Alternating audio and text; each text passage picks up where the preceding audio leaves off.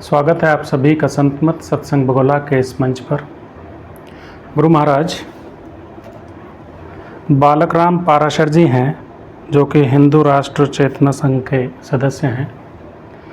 और पिछली बार का जो सत्संग था उसको इन्होंने बड़े ध्यान से सुना और ये प्रश्न भेजते हैं कि प्रारब्ध और कर्म।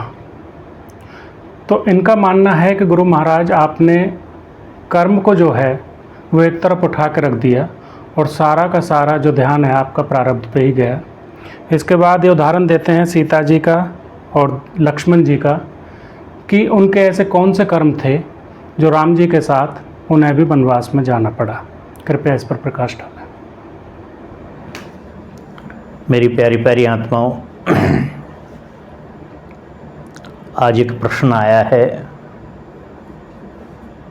होडल से।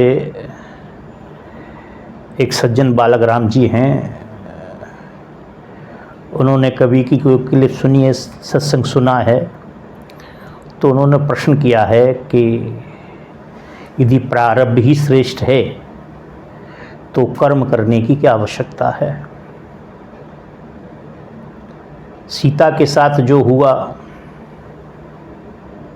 सीता का क्या प्रारब्ध था, लक्ष्मण के साथ हुआ वो क्या प्रारब्ध था, और भी अन्य अन्य तरह से इन्होंने किया है। तो बंधुओं, इसमें थोड़ी समझने की बात है।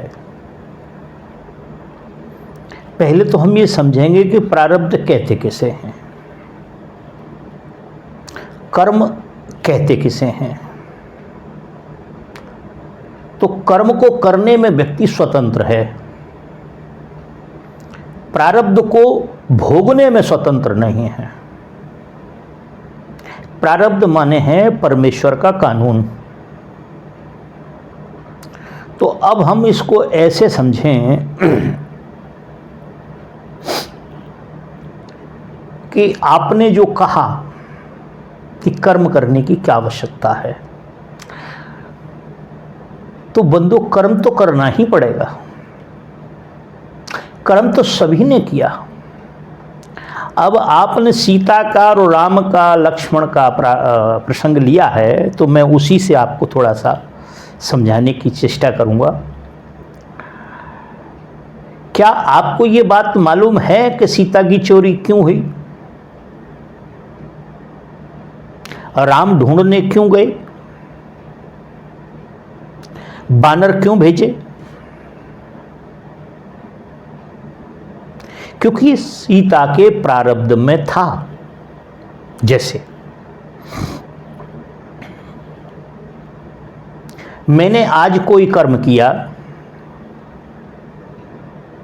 मैंने कोई मर्डर कर दिया, कोई और कर्म कर दिया जो समाज के अनुरूप नहीं था, हमारे सिस्टम के अनुरूप नहीं था, तो उसकी एफआईआर हो जाएगी थाने में, और एफआईआर होने के बाद उसकी चार्जशीट लग जाएगी, और चार्जशीट जो लग जाएगी वो मजिस्ट्रेट के यहाँ पहुंच जाएगी, और मजिस्ट्रेट इस बात का निर्णय करके दे देगा कि हम दोषी थे या नहीं थे, हमें पुरस्कार मिलना चाहिए, हमें माफ़ होना चाहिए, बाइज्जत बरी होना चाहिए, या हमको बामुआवजा सज़ा होनी चाहिए। तो बंधु, एक बात समझने की है, जो मजिस्ट्रेट ने हमको जो कुछ दिया, सज़ा दी, क्या मजिस्ट्रेट ने अपनी तरफ से दे दी? नहीं ना। हमने कोई कर्म किया था ना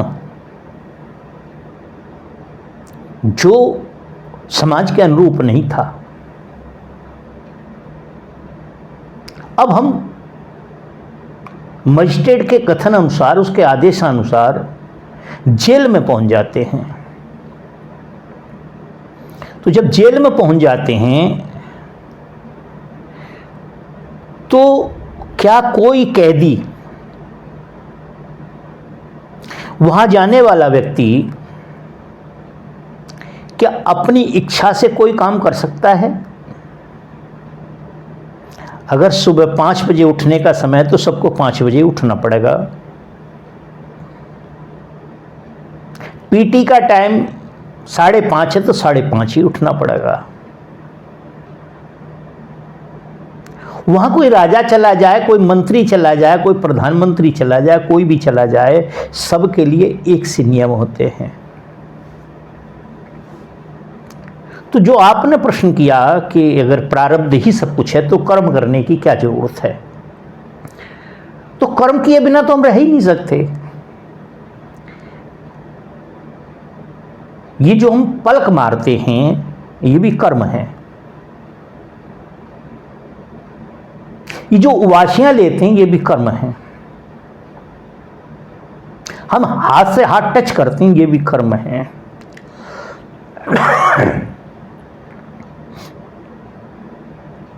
मनसा वाचा कर्मणा, मन से, वचन से और कर्म से,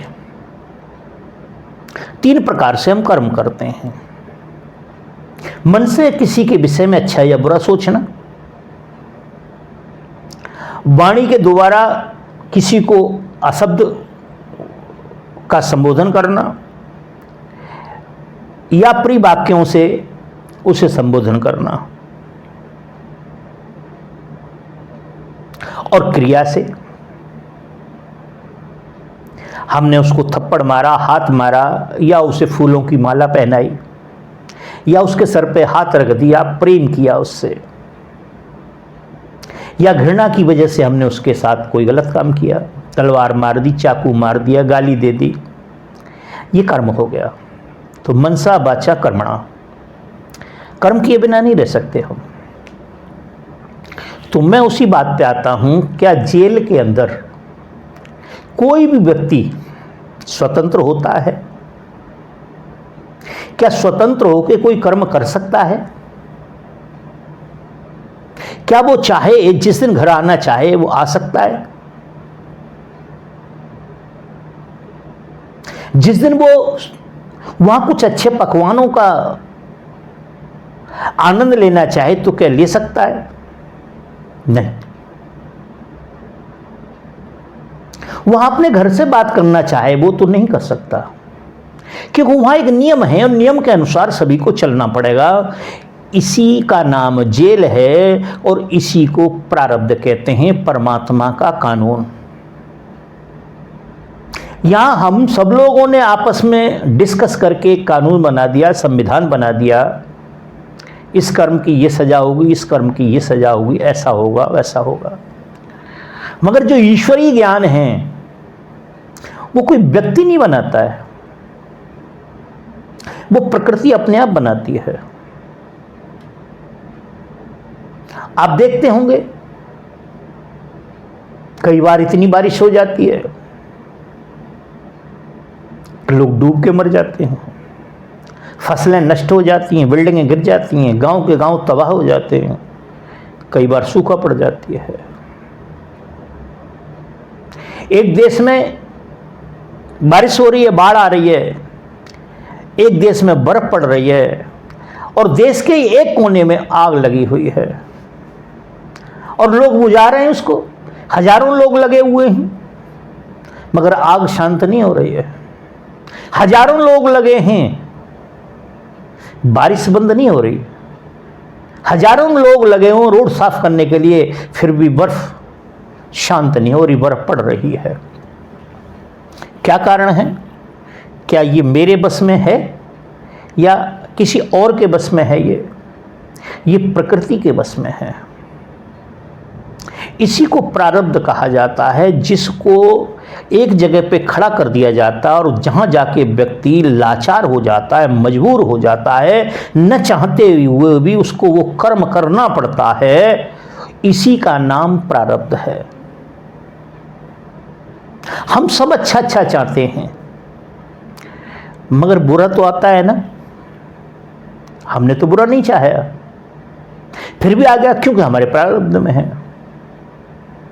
कोई चाहता है कि पिता से पहले पुत्र मर जाए, चाहता है कोई? नहीं चाहता ना, मगर ऐसा होता है। किसी के एक एक बच्चा होता है, एक्सीडेंट में, उनकी दुर्घटना में उनकी मृत्यु हो जाती है। पूरा पूरा जीवन हो गया, स्त्री पुरुष साथ रहे, मगर कोई संतान नहीं हुई। आजकल एक सिस्टम और चला है, IVF, 3-3 बार करा लिए और 3-3 बार फेल हो गए।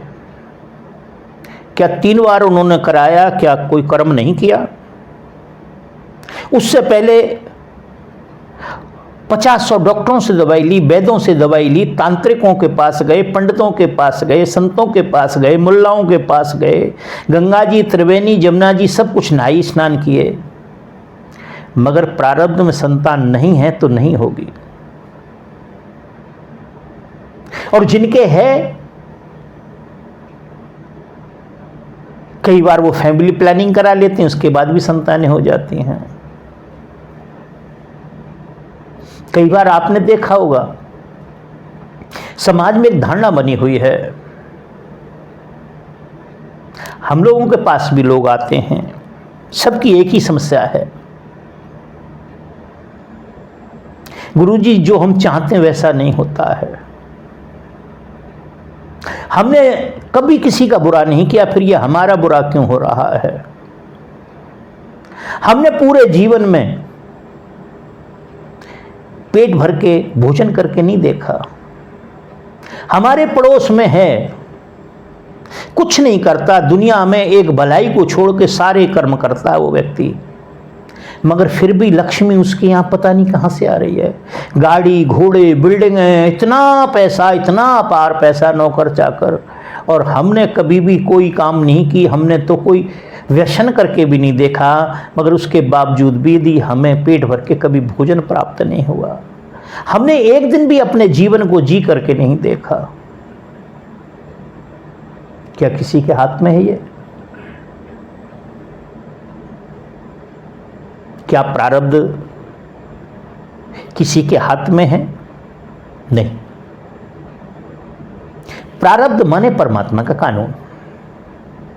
जिन कर्मों को हम करते हैं, उन कर्मों का जो फल होता है उसका नाम प्रारब्ध है। कर्म करने की चीज है, प्रारब्ध मानने की चीज है। परमात्मा को मानना पड़ेगा, परमात्मा के कानून को मानना पड़ेगा।